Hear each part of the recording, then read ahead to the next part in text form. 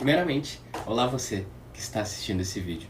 Eu me chamo Rodrigo Gandra, faço parte do projeto de ensino Anatomia Facilitada e é um prazer estar aqui hoje para falar um pouco para você sobre a osteologia, que é o estudo dos ossos. Bom, primeiramente, o que são os ossos? Os ossos eles são estruturas rígidas que conferem estrutura para o nosso corpo, porém, erroneamente, cria-se um pensamento que os ossos são estruturas mortas, porém isso não é verdade. Os ossos eles apresentam diversas funções e por isso são estruturas vivas que apresentam vascularização, que inclusive eu trouxe essa imagem aqui para vocês, onde está destacado o sistema de Havers, que vocês vão ver com mais detalhe lá na histologia, tá? Mas o que é importante ver aqui é que há um vaso sanguíneo transitando por dentro dessa estrutura. Portanto, esse tecido é vivo, né? Ele tem uma atividade e, consequentemente, é vascularizado. Além disso, o tecido ósseo ele está em constante atividade. Ele passa por um processo chamado remodelação óssea, onde o tecido ósseo ele está sendo constantemente produzindo a sua matriz, correto? Que é o conteúdo, tá? Que está permeando as células do tecido ósseo. E também, junto a esse processo, há o processo inverso, o processo de retirada desta matriz que está sendo produzida quando necessário, tá bem? Além disso, o tecido ósseo ele é bem sensível à tração, ou seja, o uso e o desuso são formas de modular a nossa massa óssea. Por isso que é importante a prática de atividades físicas, principalmente em indivíduos de idade mais avançada, porque o tracionamento dos ossos através da musculatura promove esse processo de fixação óssea, ou seja, o indivíduo consegue manter uma densidade óssea adequada. Bom, nós temos cerca de 206 ossos no nosso esqueleto, cerca porque esse número pode variar conforme critérios de contagem e também conforme a idade do indivíduo. Por exemplo, um indivíduo recém-nascido é comum que ele tenha, por exemplo, uma sutura ainda presente no osso frontal, que é esse osso aqui da testa, e por isso a gente acaba contabilizando esse osso como 2 e não como 1 apenas. Além disso, esses 206 ossos, em média, também, juntamente com as cartilagens, formam o que a gente denomina esqueleto humano. Bom, o esqueleto humano ele apresenta duas divisões. O esqueleto axial, que como o nome já dá a entender, é formado um eixo, que é composto pelos ossos da coluna vertebral, do crânio e os ossos da nossa caixa torácica. Além disso, nós temos o esqueleto apendicular, que é formado pelos ossos dos nossos membros e os ossos dos nossos cíngulos, que são aqueles ossos que estão conectando os nossos membros ao esqueleto axial, como é o exemplo aqui destacado aqui da escápula, tá bem? Agora sobre as funções dos ossos e dos esqueletos. As duas principais funções que vêm à nossa mente de primeiro momento é a proteção dos órgãos internos e a sustentação junto, é claro, da movimentação através da ação dos músculos. Bom, essas duas funções são sim importantes, porém tem mais duas que eu quero salientar que eu acho que são mais importantes, que merecem tanto destaque quanto essas. Também, primeiro é o armazenamento de íons, principalmente os íons cálcio e fósforo, claro que tem outros, mas esses são os que eu gostaria de dar um destaque, tá? Esses íons eles são armazenados no momento que eles chegam no tecido ósseo, eles se conectam, tá? Na forma de cálcio, fosfato de cálcio, e esse fosfato de cálcio ele se transforma numa substância que a gente chama de hidroxiapatita. Essa hidroxiapatita é o que irá de fato formar os cristais que compõem o nosso tecido ósseo, tá?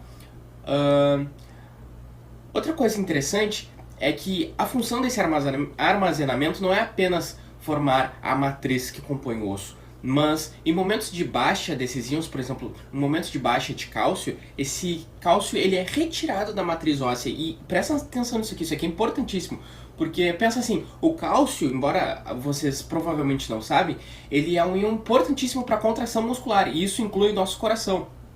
Então é necessário que haja uma concentração basal de cálcio na nossa corrente sanguínea. Logo, é interessante que esses depósitos que a gente tem de cálcio sejam utilizados como uma reserva para a gente manter um equilíbrio necessário na concentração desse íon, correto? Além disso, nós temos a produção de células do sangue nessa região, é claro, na medula óssea, tá, pessoal? O osso por si só não tem a capacidade de produzir células do sangue como glóbulos vermelhos e plaquetas. Bom, agora as substâncias ósseas. Nós temos dois tipos de substâncias ósseas. Primeiro, a substância compacta, que ela está presente em camadas mais periféricas dos nossos ossos, tá? E ela confere bastante rigidez, justamente para ela ter essa característica mais justaposta, né?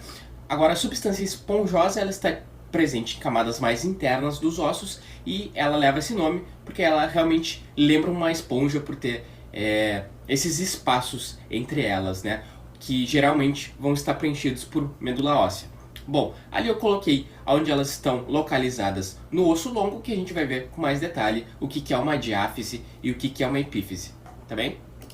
Agora, quanto à classificação. Como eu falei, os ossos podem ser classificados de várias formas, como ossos longos, curtos, planos, pneumáticos, sesamoides e irregulares. Primeiramente, o osso longo. Bom, o osso longo mais famoso que nós conhecemos é o fêmur.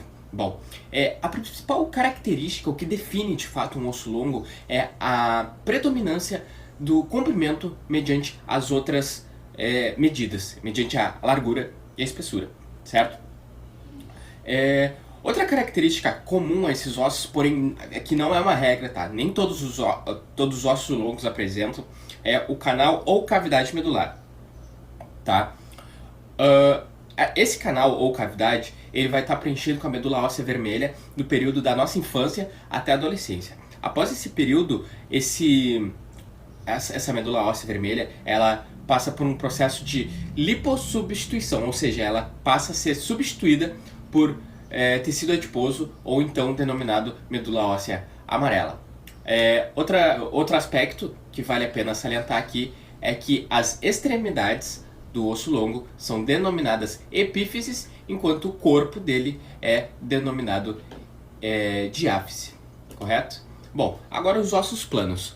Os ossos planos, eles são caracterizados por uma equivalência entre o comprimento e a largura. Porém, eles apresentam uma menor espessura, por isso são denominados planos ou até mesmo ossos chatos. Bom, uma coisa, eu diria que a característica mais importante aqui dos ossos planos é conhecer a díploe, que aqui ela está destacada aqui nessa imagem que eu trouxe, que é uma camada de substância óssea esponjosa entre duas lâminas de tecido de substância óssea compacta. O que é importante? Por que a díploe é importante? Porque nela a gente sempre vai encontrar a medula óssea vermelha. Então, por exemplo, no caso de uma necessidade de uma análise laboratorial da medula óssea vermelha, a necessidade de uma punção, tá, desse material, geralmente nós vamos obter a gente vai realizar esse exame extraindo de um osso plano.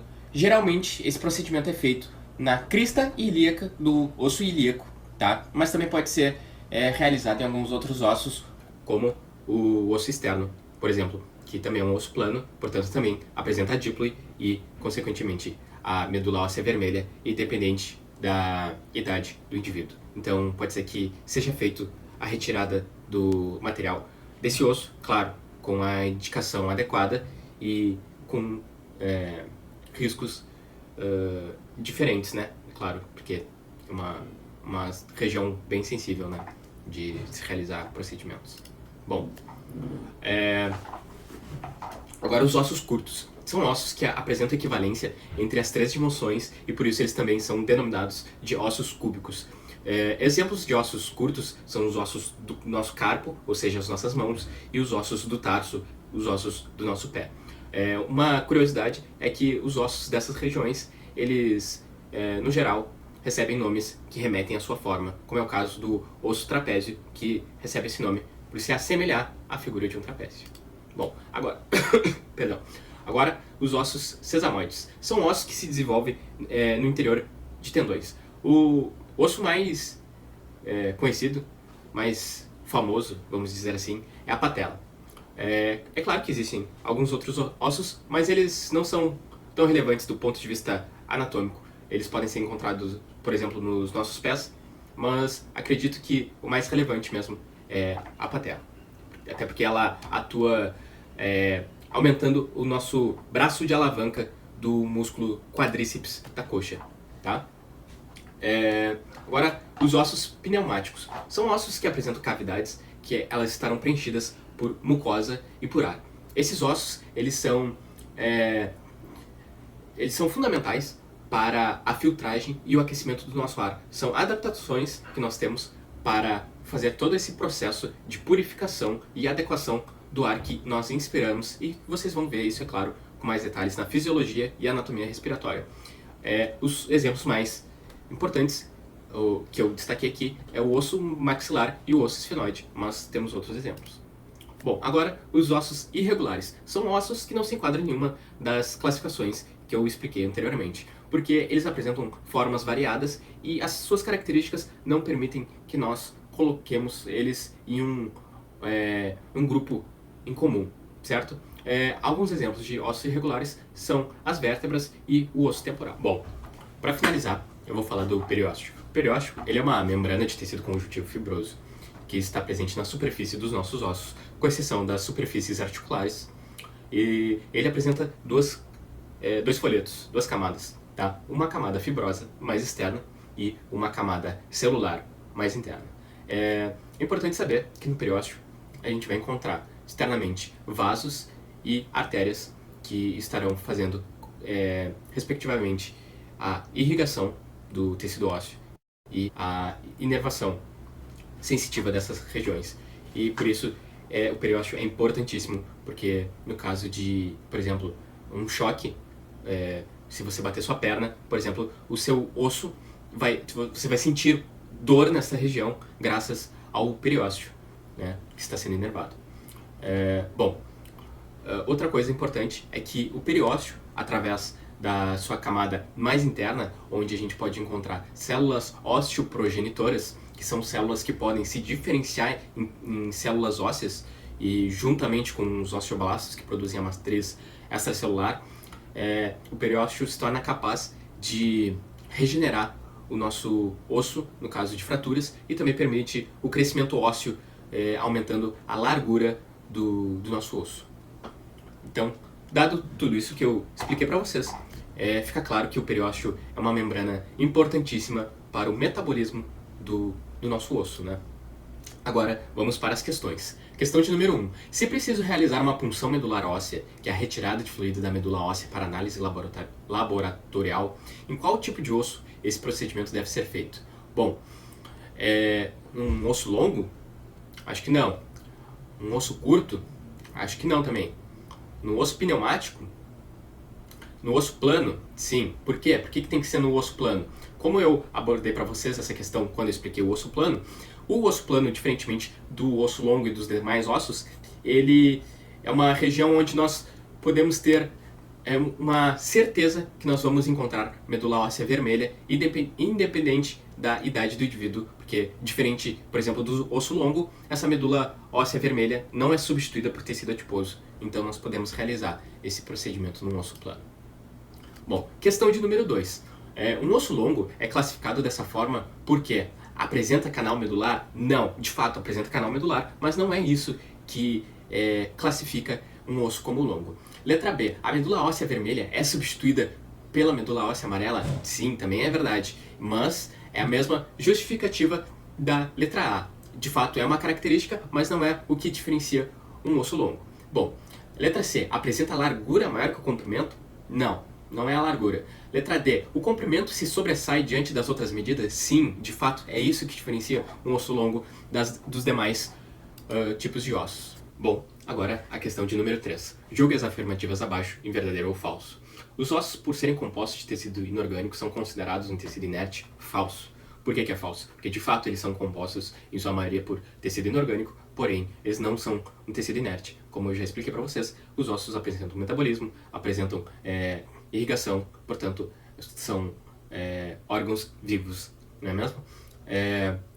Segunda afirmativa. A patela é um osso curto? Não, a patela ela é um osso sesamoide, portanto, falso também. O periósteo é uma membrana de tecido conjuntivo fibroso que recobre as superfícies externas de todos os ossos, com exceção das superfícies articulares. Sim, verdadeiro.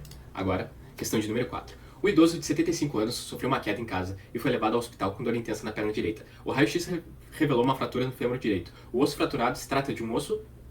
Letra A, um osso longo? Sim, exatamente, é um osso longo, justamente porque é um osso que o comprimento dele é maior que as outras medidas, ele se sobressai diante das outras medidas. Logo, não pode ser nenhuma das outras alternativas. Agora, questão de número 5. Qual desses ossos é um osso pneumático? Letra A, tíbia. Letra B, o rádio. Letra C, a patela. Letra D, o maxilar. E letra E, o externo. Bom, aqui só pode ser a letra D, o maxilar, que como eu trouxe de exemplo para vocês, é um osso que apresenta um seio, ou seja, uma cavidade que vai estar preenchida com ar e com mucosa, portanto, é um osso pneumático, certo? Bom, essa foi a bibliografia que eu utilizei, espero ter ajudado vocês de alguma forma, e é isso, muito obrigado.